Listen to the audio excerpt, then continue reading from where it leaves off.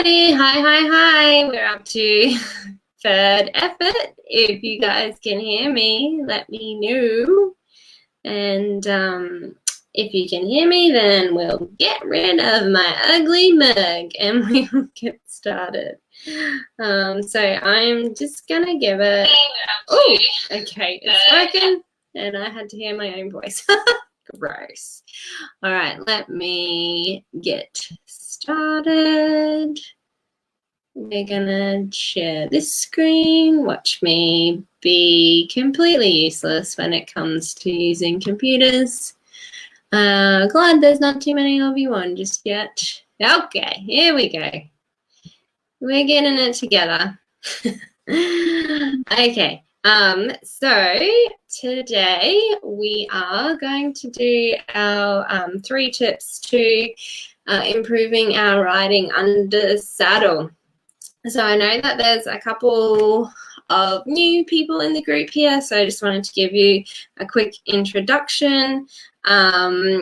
I'm Katie. I'm the instructor in the group. I've got 27 years of riding and competition experience and 14 years teaching and training. So over the years, I've worked with lots of horses from lots of different backgrounds and students. Primarily, I started out riding in a riding school, so teaching green horses, green riders, beginner riders through to more educated and more advanced levels. I've got a particular passion for working with unsound horses, as crazy as it may seem. I have become obsessed with why horses go lame and how our actual riding creates the lameness, and how we can do a better job of our riding to get our horses sound and condition them properly to be able to carry us well and hold us. So the reason why I became obsessed with this having horses working sound is from working with horses that were lame. So I had a mentor tell me fairly early on in my professional career that that if your horse is worked correctly, it shouldn't go lame. So obviously we have the injuring themselves in the paddock factor, and just the stupid things that they like to do. Fiddy likes to injure himself. Being a typical thoroughbred, he put his foot down a rabbit hole. So I've been able to apply what I know about reconditioning to help with that.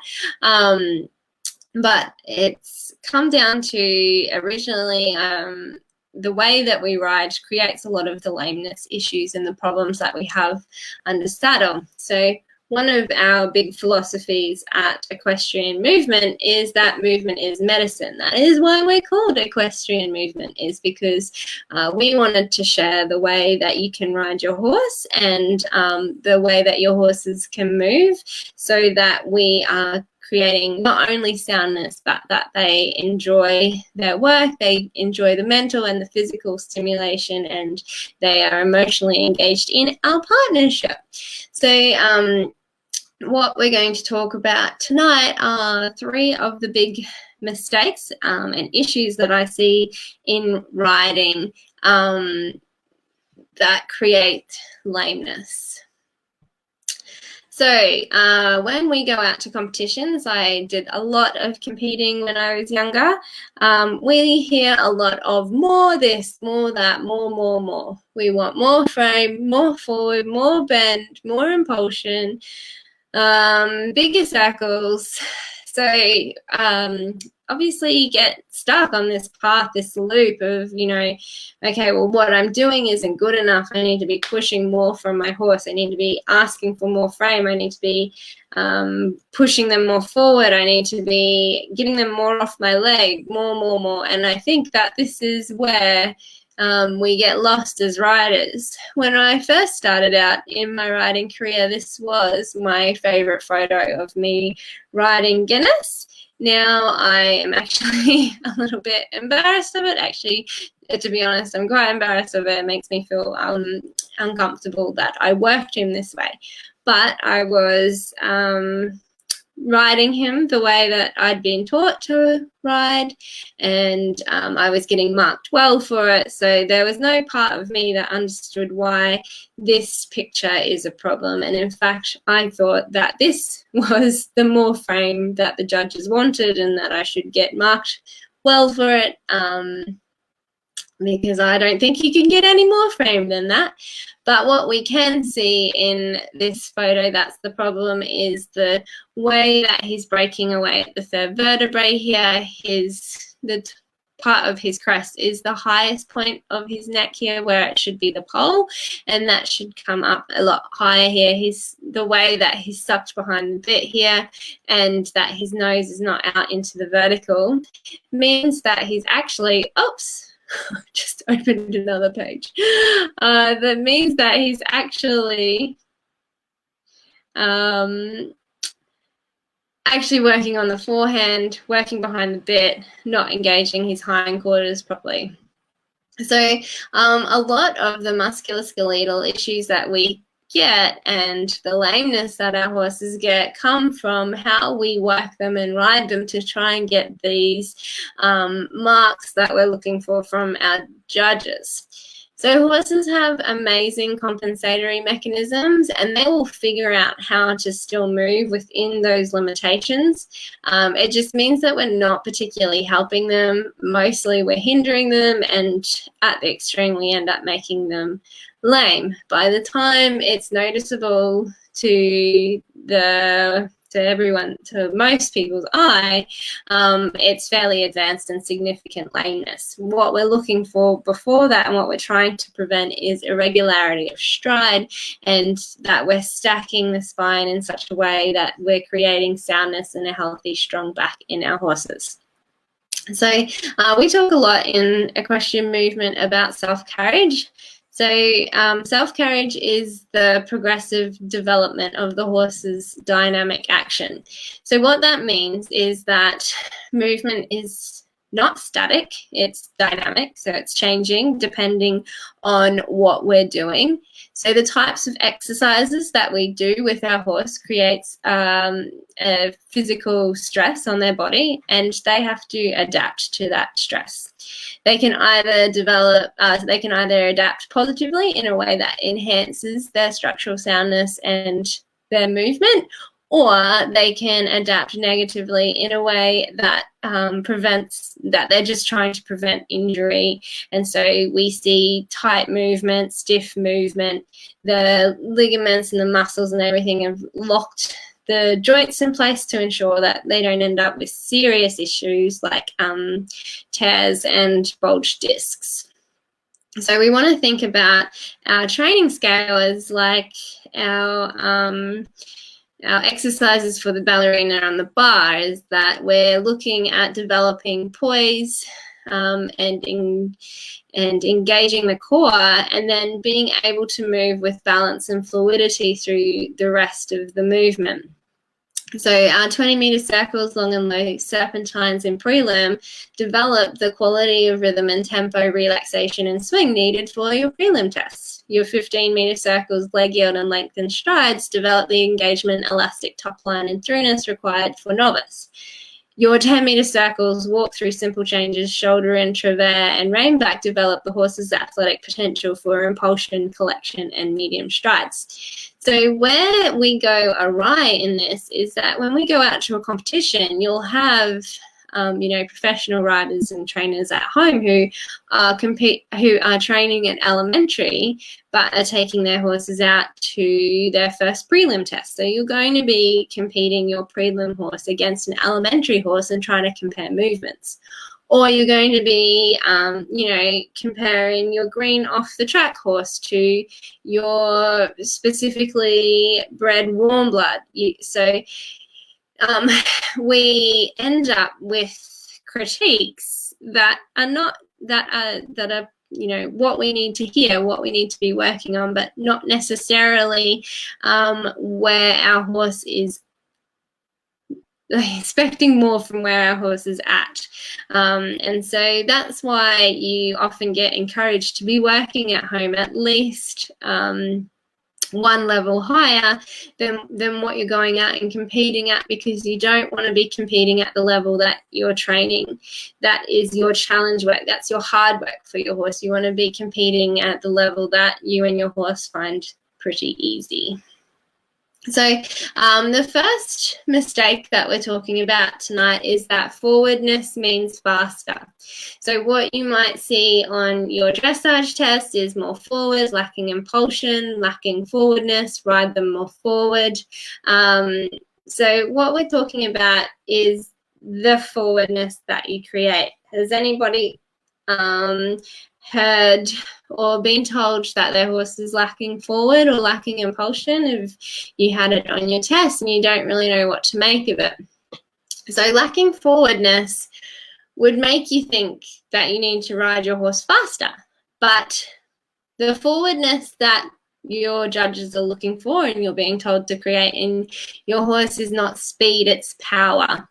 So when we ride our horses faster, we create a choppier stride, they get less balanced, it's harder for them to turn, they lose engagement, they're working on the forehand. When we create power, we get our horses to track up, which means that the steps of the hindquarters are tracking into the prints of the front hooves. We get relaxation, we get swing, and we get elasticity. So that's what true forwardness is that power that's coming through that makes it look like they're moving forward with grace and poise. It's not meaning that your horse needs to go faster. Some horses maybe need to go a bit faster and they're behind the leg, but the correction will fix that as well. But overall, what we're looking for is that nice, powerful, fluid forward action. So riding faster, as I said, this is an example of a horse that's just going faster. It's got its weight distributed onto its shoulders. You can see that the head is just being held in, and we're getting the problem of them breaking away at the third vertebrae. The hindquarters are completely disengaged. There is no balance there whatsoever. And so this is going to result in them being pulled into a frame, and we get pelvis rotation when they do try to engage, which hyperextends the muscles over the back here, which is also what puts them on the forehand, because we've got no muscle to actually pull them uphill off the forehand with impulsion. So it also puts more strain along their back, which is then when we're going to sit, and then we end up putting more strain on their back as well. What we really need them doing here is lifting their core up. So to do that, we need to get some weight on the hindquarters. And you can see also that it's quite concussive on the forelegs. So horses that just get ridden faster instead of more onto their haunches for the power can end up bucking. You can see irregularity of stride, which comes up as lameness. You can have difficulty mounting because we'll have issues through the sacroiliac joint, and then same, we'll have the problems with the bucking into the canter transition because we've got the pelvis rotation. So what we do need to do to establish more forward is we actually need more slow. We need to do tempo changes. So when we ride forward and we're just going faster and faster and faster and faster, there's only so much speed that our horse can have before they are rushing and they lose their balance and they're back on the forehand again. So what our tempo changes do is we get them to slow and to squat, and then we ride forward out of it. So we're building up the haunches, and we're building up the carriage in the haunches, and we're building up the power from behind so that they can move powerfully forward, but they can also sit and wait. And we're basically doing like squats with our horses. So this is the first stage of development in our horses that creates our working paces. So our working pace is between too fast and too slow. So when we go too fast, we go too slow, we go too fast, we go too slow, we go too fast, we go too slow, then we can broaden out the quality of the in-between there, which is our working pace. So the next mistake that you'll see lots of is you want more bend, which we generally tend to interpret as more leg. So you'll hear more bend, more bend, more bend, and most people, I don't see them using enough outside leg to really deal with the amount of bend we're asking for. What you might see on your dressage test is circle not round, circle too big, circle too small, needs more bend. And so the reason where this goes wrong is that when we ask out, so our horse needs the shape of a 20-meter circle through their body. If they end up with the shape of a 15-meter circle or the shape of a 10-meter circle through their body, then of course the circle is going to come smaller.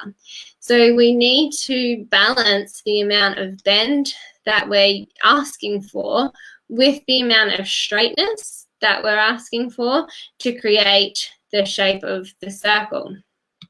So this is an example of a horse that has been asked for more bend, and it's a lot more subtle than that horse that was working more forward, but it is crooked. If you end up with creating your crookedness here, you really get stuck on the cantilevers because they got their weight balanced into one shoulder more than the other.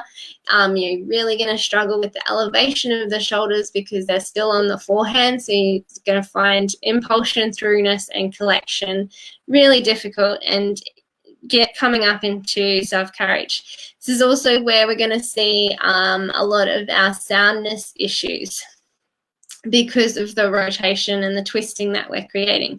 So it's very subtle, but there's just a slight twist here in the nose where this rider is almost forcing the bend. You can see the little bit of tension along the inside of the neck here, which means that this horse is not truly flexing in the direction of travel. It's got a bit of pull into that inside rein against it, and it's just kind of got its head turned in and not actually turning its own head in. Again, we've got the breaking away at the third vertebrae. Remember, Katie, don't touch the screen. It's probably a little hard to tell, but you've got too much weight in that outside hind, and it's not balancing through to this inside hind. We want the horse to actually wrap around the leg, not fall out through the shoulder. You can see this inside hip is sitting a little higher than the outside hip, which, you know, is to be expected if they're engaging, but it should still sit more parallel than that. This left hind here has dropped away. So that's what we're going to talk about in a sec, is that we need to keep this left hind just as engaged as this right hind, but this right hind will pick up a little more. So we'll end up with ongoing issues with soundness because we've got a rotation of the hips there. We've got too much weight in the outside shoulder. They're incorrectly flexed even though they're looking where they're going. And we've got the twist at the nose here, which is putting more pressure on the pole. So the truth is we need even distribution of weight across all four legs. Plus the deeper step through the inside hind. So that one of the exercises that we can use for this is our spirals. Spirals are going to be really helpful because as we go out onto the bigger circle, we're straightening out the angle of the bend that we're asking for. So as we spiral our horse in, we're creating more bend through the horse's body is creating a smaller circle because the angle of the horse's body is to fit the shape of that smaller circle. When we straighten out onto our back out onto our 20-meter circle, then we're straightening out the angle of bend that we're asking for. And so we are starting to look at balancing our horse between our inside and our outside leg. It's not the only exercise we use to get that deeper bend that you see horses do in dressage tests. You're actually creating a yield at the same time.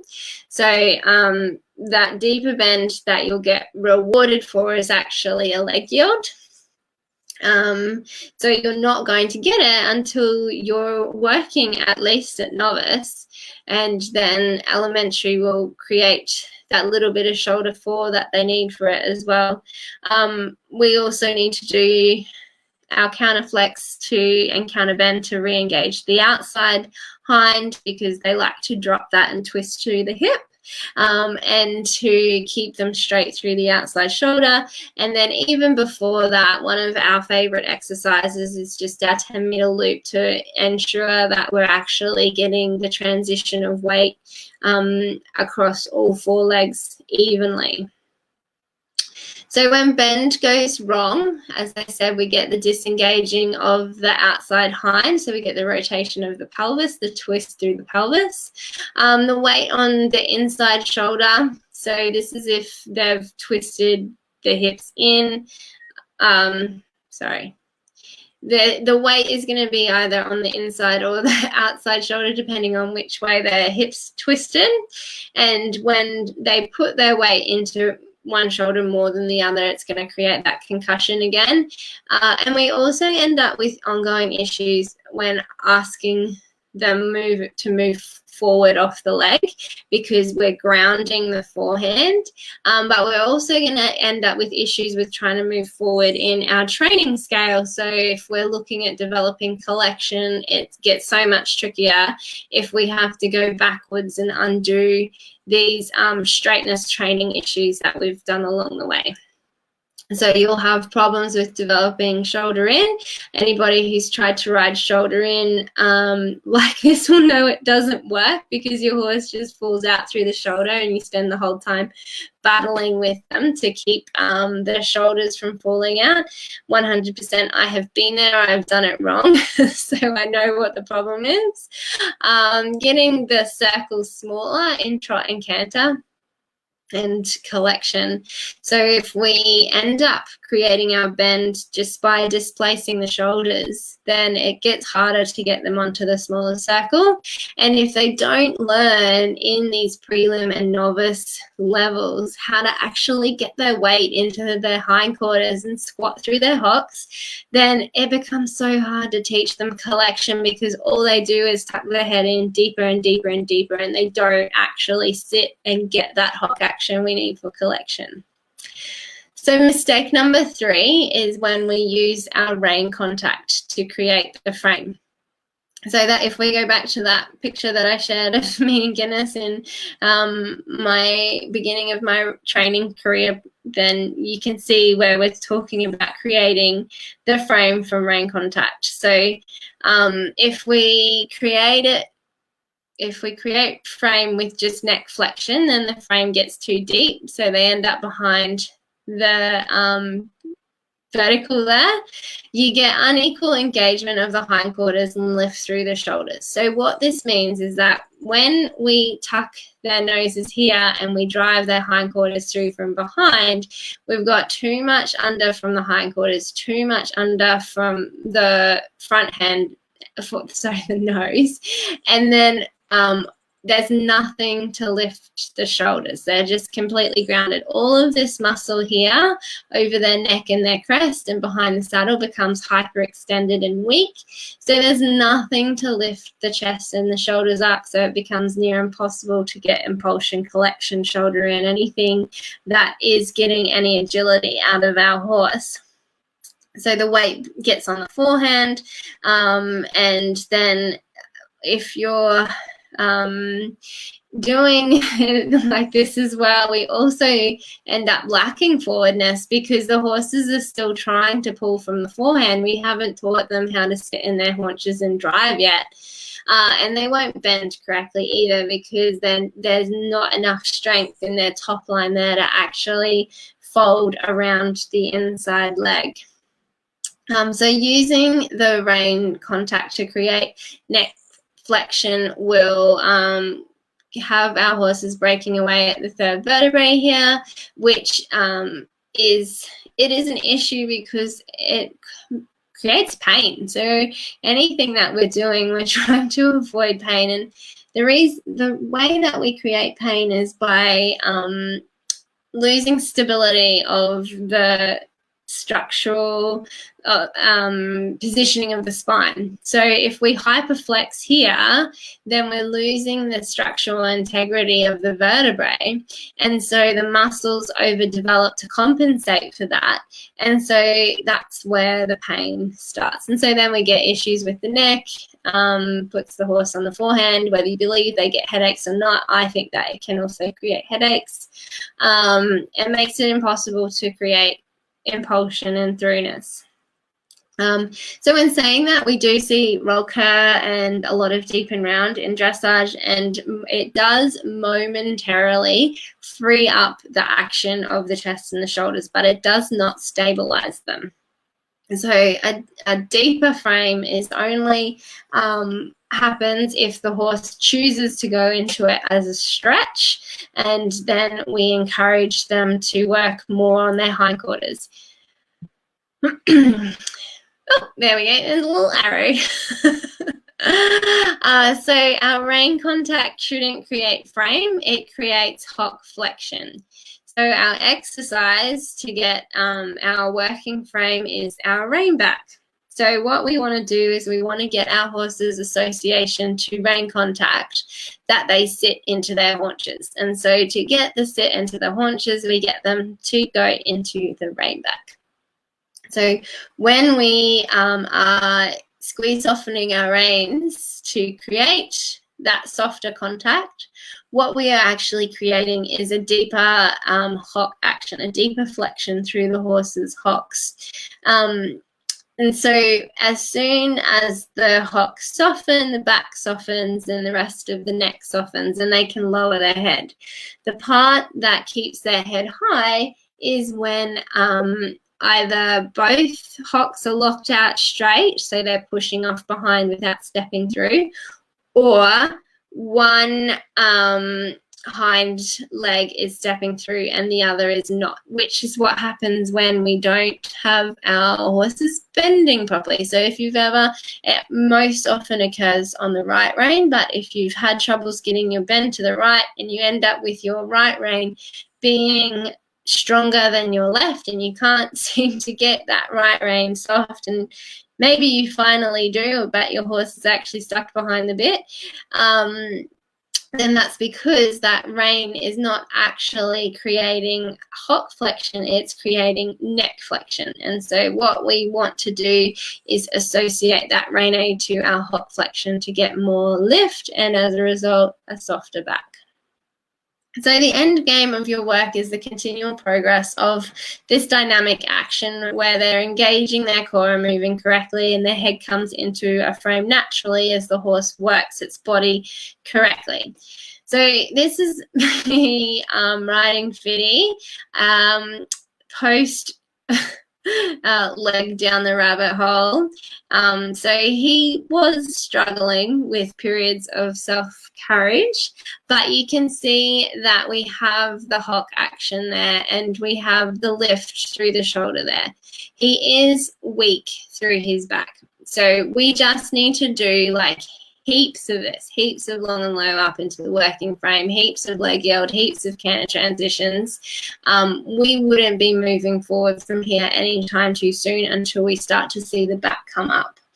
But the half halt there is getting him deeper into the haunches, and he is starting to look in the direction of travel and elevate through the shoulder. So this is the application of our course, which is Green to Self Carriage, where we work on our forwardness using exercises that create forwardness, not by aids. We work on our balance using exercises that create balance, not by trying to ride it with our aids. We create the engagement, the throughness, and the steady head carriage through the exercises that create that, and not by trying to make it happen with our aids. If you can get forwardness, balance, engagement, throughness, and a steady head carriage, you will get your 60% in a dressage test. To get impulsion, and I always say to my students, this is the easiest part. Once you can get your horse to hold a steady head carriage, you'll get 60%. And it's easy to get the head to sit in the right place to get the marks.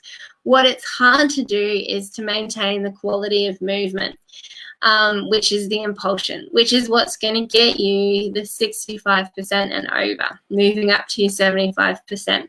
The better that impulsion is, the better the range and freedom of movement and the power in your horse's movement is, the more impressive your horse looks. When you're competing against a bunch of other people that can get their horse to hold their head in the right place, then what you're getting compared against is your horse's quality of movement. And so that's what we're teaching in Green to Self Carriage, is those exercises that we use that creates the horse's own ability to do that, and not necessarily just, you know, riding the aids to say, hey, you're not forward enough, hey, you're not balanced enough, hey, you need more bend. We're saying, all right, we're going to do these exercises that develop your forwardness, that develop your balance, that develop your engagement and your drive, your relaxation and your swing, your extension and throughness of the shoulders, because that's what we want to do to create a strong and sound back. Once we have a strong, sound back that carries us, then the horse's head is the last part of the puzzle, because it comes onto the vertical as part of their postural engagement. So when they engage their core and they stack the vertebrae of their back properly, then the last piece of the stacking is the nose coming down on the vertical, which is your working frame. So our Green to Self Carriage course is just $69 a month. Oh, my computer. So if there is a breakdown or missing element in the development of self-carriage, and I can 100% tell you right now, I have not found a horse that has done this whole process well yet that I've worked with, then we have our behavioral issues. We have the bucking, the bolting, the rearing, the working behind the bit, the brakes don't work, we have issues with soundness, issues keeping them in work, and then, you know, you also will plateau and you'll get stuck and you'll feel like you're not moving forward in your training and like you're just going round and round and round your 20-meter circle. I guess, like, it's really important to us that we have horses that are happy to move. And that want to be ridden and that invite us into the saddle. You know that my big goal with Fiddy is to actually have him invite me into the saddle. And so that's what we're trying to create with our Green to Self Carriage courses. We're trying to make movement feel good for our horses. So last tip of the night, being able to move your horse through the levels of Green to Self Carriage is time. It takes 6 to 8 weeks to develop coordination. It takes 3 to 4 months to develop the strength of the muscles and the condition of the muscles, and then it takes 6 to 12 months for ligament and bone density. So from the day that you introduce a new exercise to your horse, it will take them 2 months to be able to coordinate it. That is the nerves firing from the brain to the area of the body that you want to use. It will take 4 months for the muscles to start bulking, and then it will take at least another 6 to 12 months for that exercise, that movement to become part of their conformation. So even if you do try and force the movement, it's still going to take the time for the body to adapt to that stress anyway. So when you can do it in a way that you're just purely asking the horse to move its body to create that action, then you know, the aids become just the cue to ask for that once you're ready to ride it, once your horse is ready to ride it. And this time frame is based on nothing going wrong. So, you know, I know it's almost impossible for nothing to go wrong. You're going to have horses out. You're going to have injuries. You're going to have old injuries flare up. So this is just like a rough guide of the quickest you can work through a particular exercise for your horse to find it easy. So the Green to Self Carriage course is just $69 a month, and in it you'll get the exercises, the lesson plans for each of those core exercises to develop the movement properly. That they flow one into the next, so that you know where you're going next, but you also know where to go back when you get stuck. And this is really important. We're always about more, and when we feel like we're going and doing something that we find easy, we feel like we're going backwards in our training, but we're not. We're just refining the foundations. Each month you get a lesson plan that is, you know, the particular exercises combined in a way that actually enhances and makes us work a little bit quicker. It's, you know, the way that I will combine different exercises to make sure that we're not over suppling the horse, we're not over tightening the horse's back. We're trying to balance the strength and the suppleness and the straightness and the bend, so that we're enhancing the horse's body. And if we focus too much on one than the other, then that's where we have our problems. We're also giving our 14-day money back guarantee, but we do have limited spaces. So I know we have our pre-registration page, but this is actually opening up this weekend. So if it's something that you really wanted to get into, make sure you let us know so that we can hold our space. This is why we're giving it to you guys first. Whee! All right, so questions. If you got any questions, pop them in. I probably gave you guys a lot of information there, so if you're overwhelmed by it all, feel free to ask me to get into it. All right, we got a couple of waves. Hi, guys. I've been talking for a while. Oh, not too long.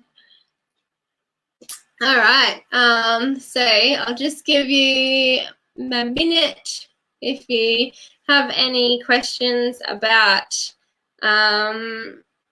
what we've just talked about there, because we went through a lot. Just pop them in the comments section and I can answer them for you. Oh, let's take you off my screen. We'll go away. Hey, hi, it's me behind the slide deck. You know, Sarah, do a good job of that slide deck for me. I really balk at these big computer things. All right, so I don't think you have any questions for me. So have a lovely evening, guys, and we will see you next week. Bye.